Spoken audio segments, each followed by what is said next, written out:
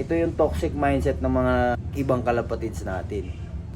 Kaya sabi ko nga sa inyo, kahit muha ka ng ibon na champion ang bloodline, o kahit sa sino sikat na panshir, bina nating Reggie Cruz ang ibon mo, pero hindi nananalo sa'yo yung anak nito or yung bloodline niya, hindi mo na ipapagana sa loob mo. Kaya babarating ka lang din. Good morning mga Kayangstown, welcome back sa ating channel. At today ay pag-uusapan natin kung ano nga ba yung papatuka ko sa ating mga ibon. Kaya maganda yung katawan ng mga ibon natin. Kaya tara, samahan nyo ako today at para malaman nyo kung ano yung patuka ko. Let's go! Like and subscribe. I can fly. I can fly. I can fly.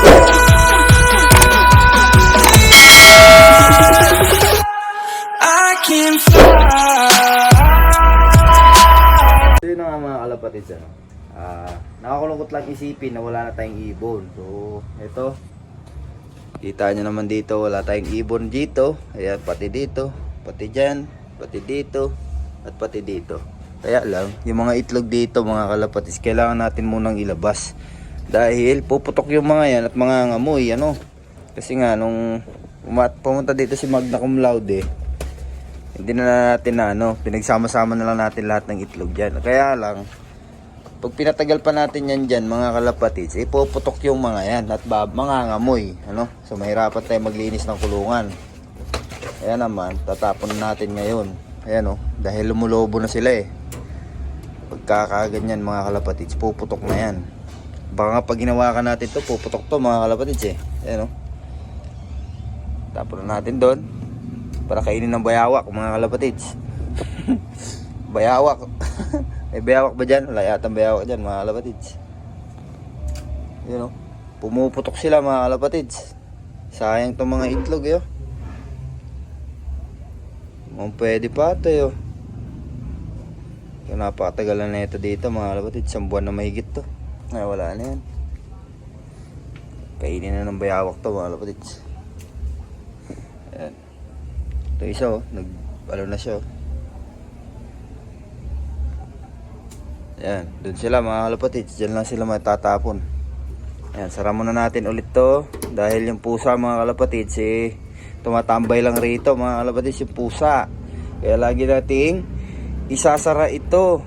Ayan lagi nating igaganyan. Dahil nung kahit pero pang ganito, tas may mga ibon dati dito mga kalapatids, kinain niya pa rin yung isa. Natanggal yung buong pakpak at namatay yung ibon natin na yun. Yan, sayang naman. Pero ganun pa man, nangyari. Kaya okay na yun mga kalapatids. Nakalipas ay ang nakalipas. Huwag na natin balikan ang nakalipas mga kalapatids. Alright. So ito, sasara ko muna mga kalapatids. Ganyan lang kasimple yan. Ayan ipit mo lang ng ganyan. Tapos pati dito sa ibaba. Ayan. Yan. Kaya rin tayo hindi pa nakapag-alaga ng marami-rami mga kalapatids. Gawa ng may mga plano kasi kami ni Assassin Loop na gagawin next year. So baka nga hindi tayo talaga makapag-ibon ng tuloy-tuloy. Kaya rin siguro hindi pa siya nagpagpapadala ng ibon natin. Teka mga kalapatids, kukwento sa inyo maya-maya ha. Teka lang. Yan. Ganyan na lang muna. Yan. So yun nga mga kalapatids. Kaya hindi pa nagpapadala si Assassin Loop ng ibon sa atin. Yung mga pinasusot natin sa kanya. Gawa ng na-busy kami. Dahil may mga plano kaming gagawin next year, no? So basta malalaman nyo na lang din mga kalapatids. Magbablog naman tayo soon kung matutuloy tayo dun sa plano natin na yun, no?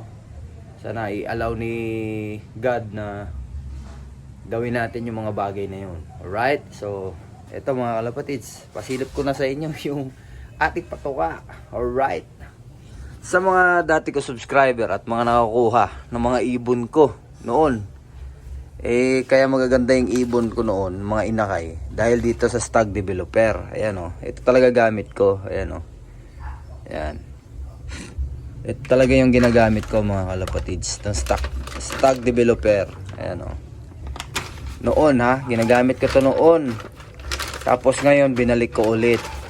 Mataas kasi presyo nito, medyo pricey siya compare dito sa Integra 3. Ayan. Simula nung binarat ako ng mga subscriber natin, o yung mga follower natin sa Facebook, binabarat nila tayo sa presyo. Ginamit ko na ito, itong Integra 3000. Yan yung ginagamit ko noon. Binabarat na kasi tayo, no? Yan. Yan sabi ko nga sa inyo, kahit kumuha ka ng ibon na champion ang bloodline, o kahit sa sino sikat na panshir, o sabihin na nating Reggie Cruz ang ibon mo, pero hindi nananalo sa'yo yung anak nito or yung bloodline niya, hindi mo na ipapagana sa loob mo. Kaya babarating ka lang din. Ito yung toxic mindset ng mga ibang kalapatids natin, di ba? Ibon mo nga hindi mo napapa-champion, tapos bibili kami sa'yo, di ba? Ganun ang mindset, toxic mindset nila, di ba? Kahit champion na yung binili mo, wala mga kalapatids, ganun talaga. Alright? Kaya minsan mas naiisip kong huminto na muna. Kasi toxic mga kalapatids yung ibang ano natin, mga kalapatids natin, ano? Yan. Bumili ka ng champion bloodline, pipresyohan ka ng 250, 350. Alright? Kaya yun yung pangit sa pag-iibon din mga kalapatids. Porque hindi mo napatunayan, wala napatunayan yung ibon mo, kahit champion yung binili mong bloodline, ganun talaga mga kalapatids, babarating ka, di ba? Kung ikaw mismo sana, ganun yung mindset nila kung ikaw mismo sana napa-champion mo yan, may napatunayan sa'yo, bibili ako niyan, di ba? Ganun sila mga kalapatids. Kaya ikaw, kung mag-umpisa ka pa lang sa pag-iibon, good luck, good luck. Alright? Sinasabi ko lang yung totoo, yung kung ano yung nasa likod ng lahat ng ito. Alright? Ang pag-iibon. Diba? Wala, kasama na talaga to. Kaya yun. Pero yung pag-iibon kasi, nakakawala talaga siya ng stress mga kalapatids. Legit yun. Kaya ako, kahit papano, nanakawan tayo. Nagbibenta rin tayo, nag-out tayo. Pero this time mga kalapatids, baka yan, naka-reserve kasi yung 4 dito, kukunin ng tropa. Yun nga, dahil din sa plano namin ni Assassin Lock, no? Kaya hindi rin siya nakapagpadala sa akin ng ibon. Yan. So yung plano na yun, malalaman nyo na lang din mga kalapatids pagka mag-update naman ako sa inyo. Alright? Nabusan ko lang to, tataob ko muna yung ating ang kanilang patukaan. Ayan. Ito sila mga kalapatids. Tignan nyo naman kung gaano ka-healthy yan. Ang kinakain ng mga yan is tag developer. Ayan tignan nyo naman kung gaano ka-healthy yan. Ba? Healthy ng mga yan mga kalapatids. Kaya lang kukunin na nga to, itong dalawang white flight. Itong white flight na to, tapos yung white flight na yun, at itong dalawang blue bar.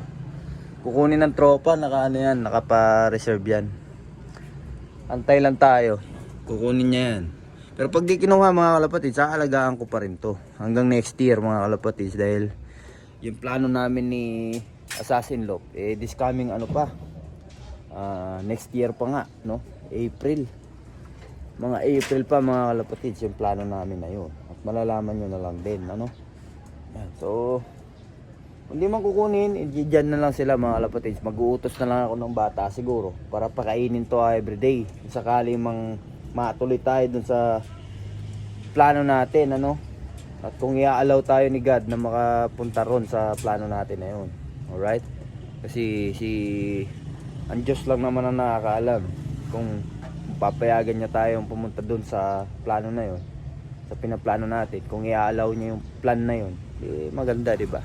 Masubukan natin yung natin. Yan, mga pinaplano natin. Kaya dasal-dasal lang din mga kalapatids, no? Yan. Ang healthy na ito mga kalapatids, alam nyo bang pinalaki ko lang to sa dati? Pagsusubo. Yan, no? Sinubuan ko lang lahat to mga kalapatids, napagod ako kakasubo sa mga to. Pero tignan nyo naman ang healthy nila, Yan, GMP3 lang ginamit ko niyan noon kasi binabarat tayo ng mga kalapatids natin. Kung gusto nilang bumili, tapos ayaw naman ng presyo na maayos, di ba? Ganun talaga mga kalapatids, ang buhay ng pag-iibon. Hanggat wala kang napapatunayan sa pagkakarera, hindi nanalo ang ibon mo, pipresyohan nila na napakabababa. Yan. Yan. Parang may boss toyo nga dito sa ano mga kalapatids eh, pag-iibon. Boss toyo. Yan mga kalapatids, pakainin ko muna to. Ito yung pakainin ko sa nila. Pero iba yung sa ano mga kalapatids, iba yung sa mga breeder. Ito talaga yung sa ano mga inakayo. Yan, growth formation. Ang ganda to mga kalapatids, itong stag developer na to. Napakaganda. Right? Kainin natin sila para healthy sila at mabusog sila agad ngayong umaga. Dapat mamayang alauna ko pa ito papakainin eh. Pero dahil magiging busy ako mamaya, ngayon ko na sila pakainin. Ayan oh. Sige, boy. Gustong gusto nila to. Ito stag developer na to. Favorite nila yan. Ayan oh. Ayan oh. Parang ano siya, BEC. Yung kulay yellow. Yung pang sisiw. Itong anak ng tiger grizzle. Ayan oh. Ayaw mo ba? Takot siya dito sa lima. Binubugbog kasi siya eh. Ayan o. Baba ka na boy. Ayan na siya. Baba na siya mga kalapatids. Gutom na rin siya eh. Ayan o. Mga ano lang to mga kalapatids. Mga naka-OB na sing-sing. Ayan. Marunong nga siya lumipad oh. Pang 4 days niya pa lang dyan mga kalapatids oh. Sipin nyo. Simula nung winalay ko siya. Ayan may yellow pa sa balahibo oh. Oh, nakakalipad na mga kalapatids, diba? Ang lakas agad. Ito binubugbog siya nitong blue bar eh. Kulo ko eh. Binubugbog siya nito isang blue bar. Ayan. Kulit, diba? Ang ganda nila tignan mga kalapatids oh. Nakakatuwa. Dati ang dami kong ibon, diba? Nakaka-stress sa mata. Sobrang dami. Pakain ka na pakain. Ano yung wala sa planning yung ano mo, yung breeding mo, yung breeding system mo wala sa plano. Yung breed ka lang ng breed, only breeding. Nakaka-stress pala siya. Hindi rin maganda ang maraming ibon. Kaya pag nag-ibon ka, talagang pili lang. Pag naglipad ka, yan yung ano mo. Dapat by months or years, year ka mag-breed. Season by season ba? South race or north race, winter race, mga ganon. Dapat doon ka lang mag-breed. Yung hindi ka na mag-i-stock para hindi ka ma-stress sa gastos. Sobrang gastos ng pag-iibon mga lapatids. Oh, ito lang stag developer, mataas yung presyo nito. Pero diba? Sulit naman at magiging maganda yung ibon. Quality yung ano talaga. Ayan sila. Last nila kumain mga lapatids. Alright, ayan oh. Gustong gusto nila yan mga kalapatids. Favorite nila yan. Alright, hanggang dito na lang mga kalapatids. At sa mga hindi nakakalam, ito, gamitin nyo to mga kalapatids. Gamit ng mga idol natin to. Sila Idol Madla, sila Dabbercats TV, yan, sila EE. Shoutout sa ating mga tropa na yan. At yun, gamitin nyo rin to mga kalapatids. Medyo pricey lang pero sulit to mga kalapatids. Gaganda yung build ng mga ibon nyo dito. Alright, at samahan nyo na rin ang El Toro Probiotics mga kalapatids. Alright, bye.